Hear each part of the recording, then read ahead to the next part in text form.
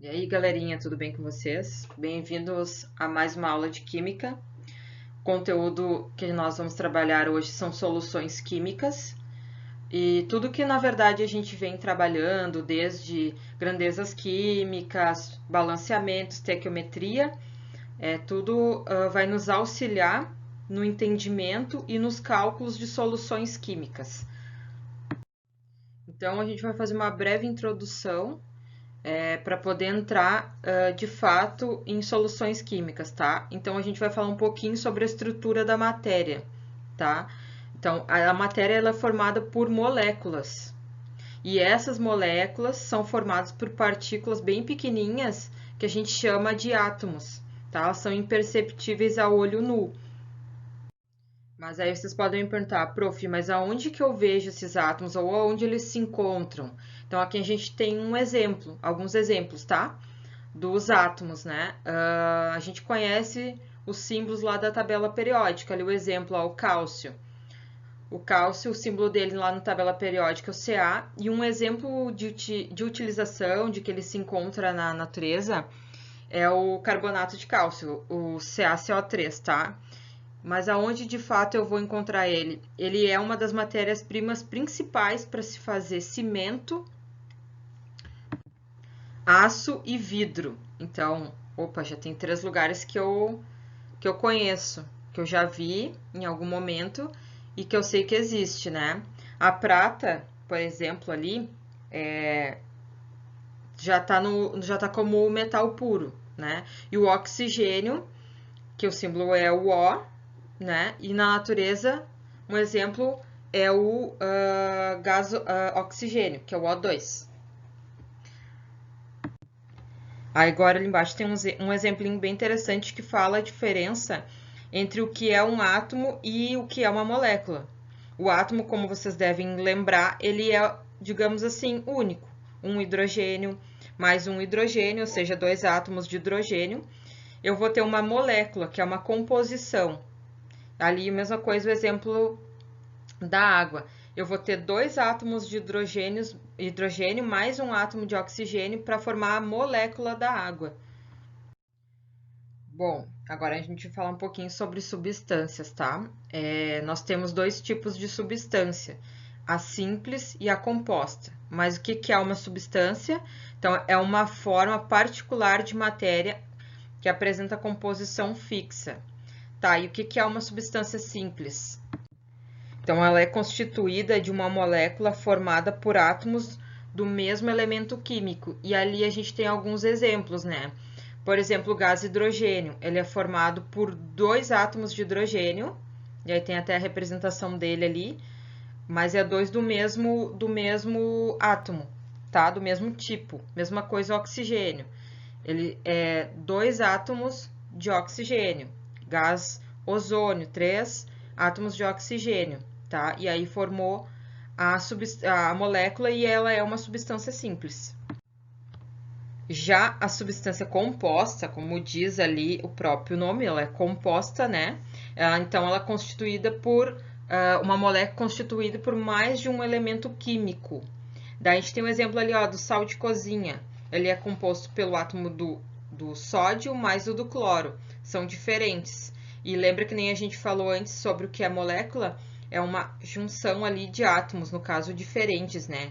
A água, a mesma coisa. Eu vou ter 2 átomos de hidrogênio e um de oxigênio. Então, vou formar uma molécula, a molécula da água, e ela é uma substância composta.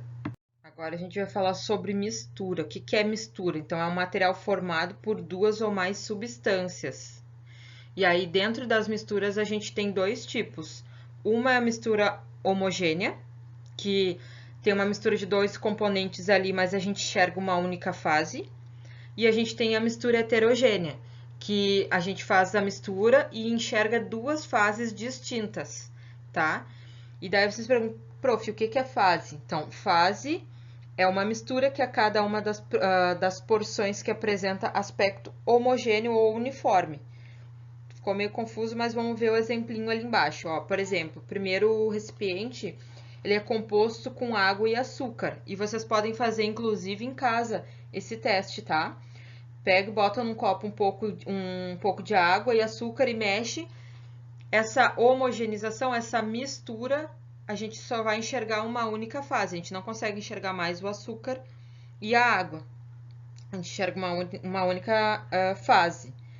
E se a gente fizer, como ali no segundo bekerzinho, botar óleo e água e a gente misturar, eles não vão misturar, eles vão ficar em fases diferentes. Também dá para fazer em casa, é bem legal, tá? E aí mostra para vocês essa história de ser heterogêneo, tá? Porque eu enxergo duas fases distintas.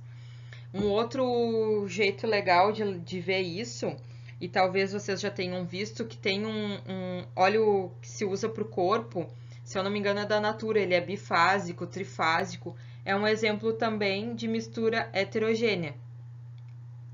E a gente tem também água gaseificada, tá? Que também tem duas fases, porque vocês enxergam ali a água em si e as bolinhas é o gás indo embora, evaporando, né? Então, agora a gente vai falar sobre solução, tá? A solução é uma mistura homogênea e ela é composta por dois ou mais componentes, que consiste basicamente em soluto e solvente, sendo que o solvente é um componente da solução que apresenta a maior quantidade e o soluto é o componente que apresenta a menor quantidade. E aí a gente tem um exemplinho ali, tá? No caso, poderia fazer com sal e água. O soluto seria o sal, teria em menor quantidade, e maior quantidade a água, que é o nosso solvente.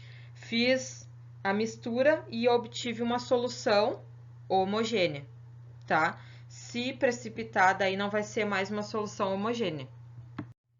Uma coisa bem importante é que, assim, a quantidade de soluto que uma quantidade fixa de solvente consegue dissolver vai depender da temperatura, em alguns casos de pressão, que a mistura foi preparada, porque ela tem um limite de conseguir dissolver, do solvente dissolver o soluto, tá?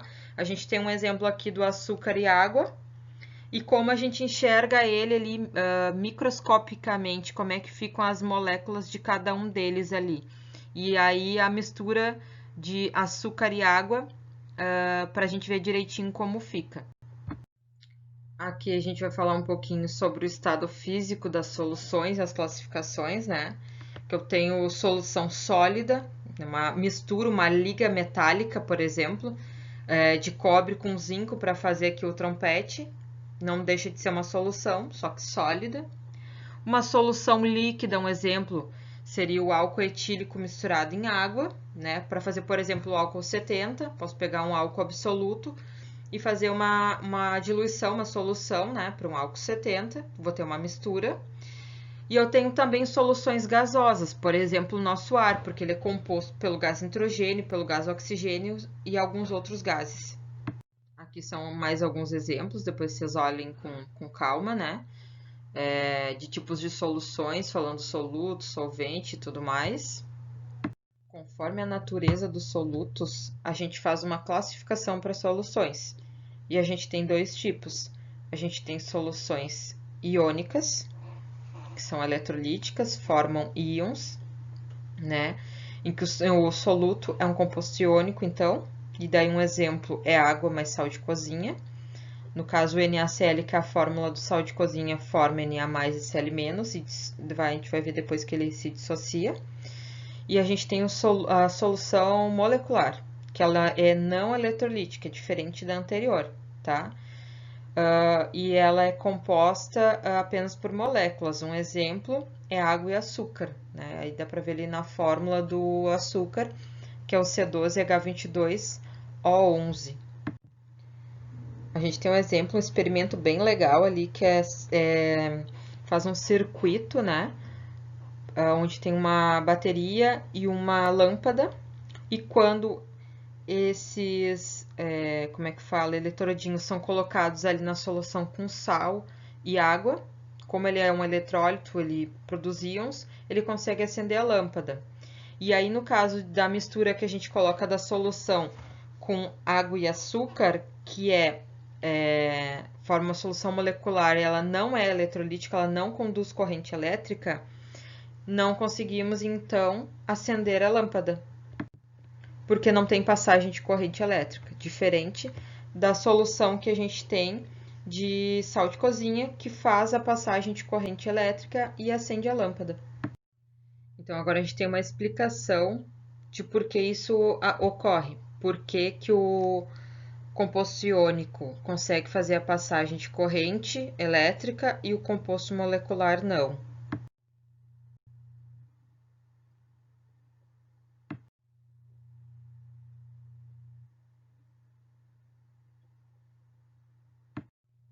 E assim a gente encerra essa primeira parte do conteúdo. Espero que vocês tenham conseguido aproveitar bastante e a gente vai conversando caso vocês estejam dúvidas.